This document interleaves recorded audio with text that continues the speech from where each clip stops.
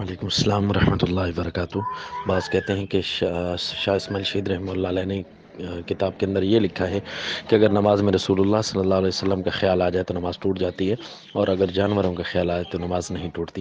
تو یاد رکھیں، یہ وہ لکھیں یا نہ لکھیں، عقیدہ بھی تو یہی ہے کہ اگر معبود ہونے کے لحاظ سے رسول اللہ صلی اللہ علیہ وسلم کا خیال نماز میں آ گیا تو صرف نماز نہیں ٹوٹے گی، بلکہ انہوں نے تو ہلکا فتویٰ لگایا ہے، تو یہ تو اگر نکاح ہوگا تو وہ بھی ٹوٹ جائے گا، بندہ کافر ہو جاتا ہے، کیونکہ عبادت تو صرف اللہ کی کرنی ہے۔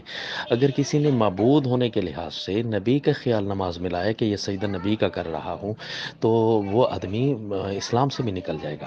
اب ظاہر ہے جانوروں کا خیال معبود ہونے کی حیثیت سے تو آتا ہی نہیں ہے۔ رسول اللہ صلی اللہ علیہ وسلم کی شخصیت ایسی ہے کہ لوگ محبت کے اندر غلو کر کے انہیں الہ بنا لیتے ہیں، نعوذ باللہ، پھر انہیں امداد کے لیے پکارنے لگ جاتے ہیں۔ تو اسی لیے انہوں نے توحید کے باب میں یہ لکھا ہے کہ نماز کے اندر صرف معبود ہونے کے لحاظ سے ایک اللہ ہی کا خیال رہنا چاہیے، اس سے نماز نہیں ٹوٹے گی۔ رسول اللہ صلی اللہ علیہ وسلم کا خیال اگر معبود ہونے کے لحاظ سے آ گیا تو نماز بھی ٹوٹ جائے گی، اور یاد رکھیں بندہ اسلام سے بھی نکل جائے گا۔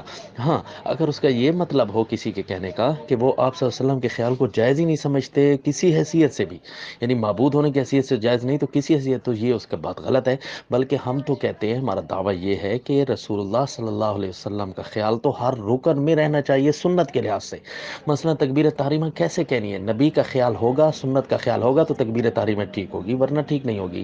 قیام کس طرح کیا ہے، رکوع کس طرح کیا ہے، ہر رکن میں رسول اللہ صلی اللہ علیہ وسلم کی سنت کا خیال ہوگا تو نماز ہوگی۔